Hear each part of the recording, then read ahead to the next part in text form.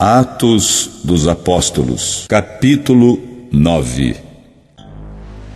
E Saulo, respirando ainda ameaças e mortes contra os discípulos do Senhor, dirigiu-se ao sumo sacerdote e pediu-lhe cartas para Damasco, para as sinagogas, a fim de que se encontrasse alguns daquela seita, quer homens, quer mulheres, os conduzisse presos a Jerusalém.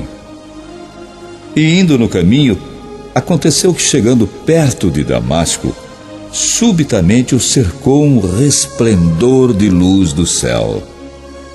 E caindo em terra, ouviu uma voz que lhe dizia: Saulo, Saulo, por que me persegues? E ele disse: Senhor, quem és? E disse o Senhor: Eu sou Jesus, a quem tu persegues. Duro é para ti recalcitrar contra os aguilhões. E ele, tremendo e atônito, disse: Senhor, que queres que eu faça? E disse-lhe o Senhor: Levanta-te e entra na cidade, e lá te será dito o que te convém fazer. E os homens que iam com ele pararam espantados, ouvindo a voz, mas não vendo ninguém. E Saulo levantou-se da terra e, abrindo os olhos, não via a ninguém. E, guiando-o pela mão, o conduziram a Damasco. E esteve 3 dias sem ver, e não comeu nem bebeu.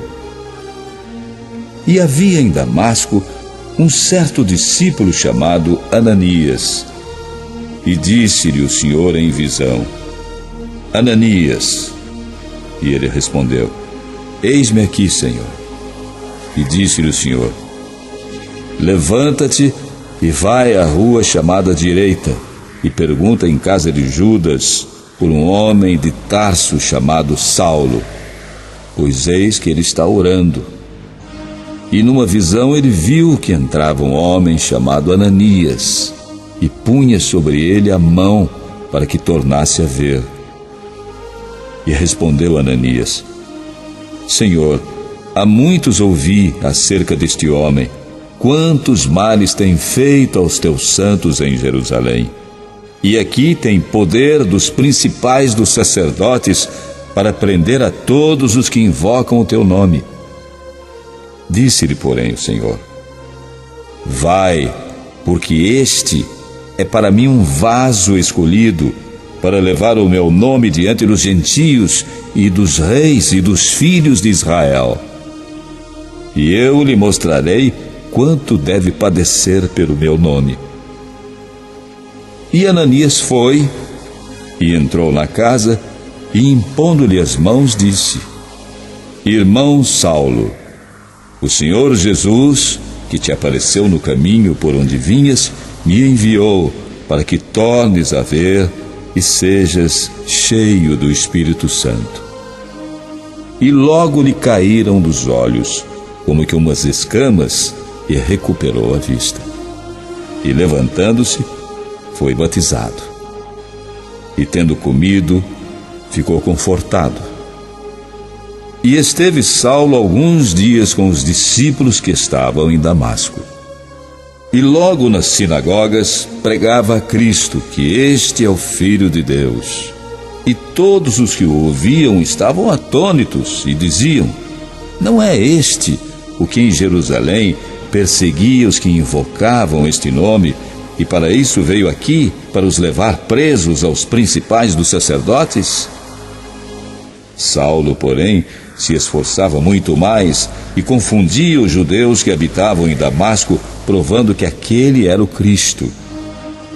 E tendo passado muitos dias, os judeus tomaram conselho entre si para o matar. Mas as suas ciladas vieram ao conhecimento de Saulo, e como eles guardavam as portas, tanto de dia como de noite, para poderem tirar-lhe a vida. Tomando-o de noite, os discípulos o desceram dentro de um cesto, pelo muro.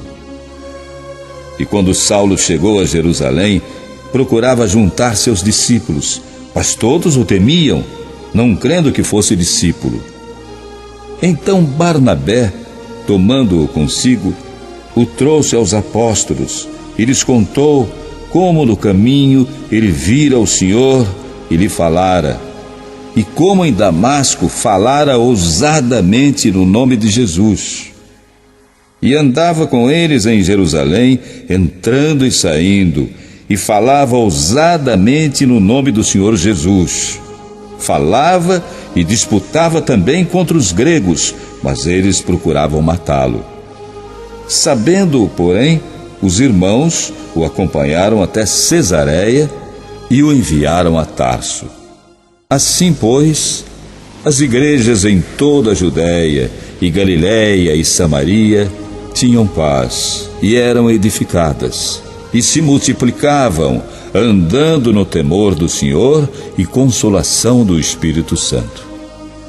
E aconteceu que, passando Pedro por toda parte, veio também aos santos que habitavam em Lida. E achou ali certo homem, chamado Enéias, jazendo numa cama havia 8 anos, o qual era paralítico. E disse-lhe Pedro: Enéias, Jesus Cristo te dá saúde. Levanta-te e faze a tua cama. E logo se levantou. E viram-no todos os que habitavam em Lida e Sarona, os quais se converteram ao Senhor. E havia em Jope uma discípula chamada Tabita, que traduzido se diz Dorcas.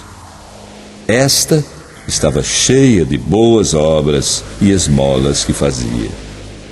E aconteceu naqueles dias que, adoecendo, ela morreu. E tendo-a lavado, a depositaram num quarto alto. E como Lida era perto de Jope, ouvindo os discípulos que Pedro estava ali, lhe mandaram 2 homens, rogando-lhe que não se demorasse em vir ter com eles. E Pedro, levantando-se, foi com eles. E quando chegou, o levaram ao quarto alto. E todas as viúvas o rodearam, chorando e mostrando as túnicas e roupas que Dorcas fizera quando estava com elas.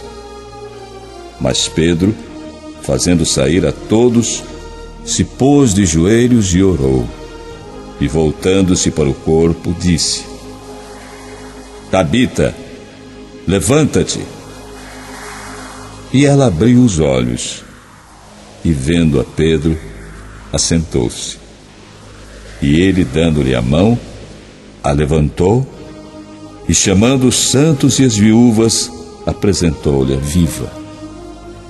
E foi isto notório por toda a Jope, e muitos creram no Senhor.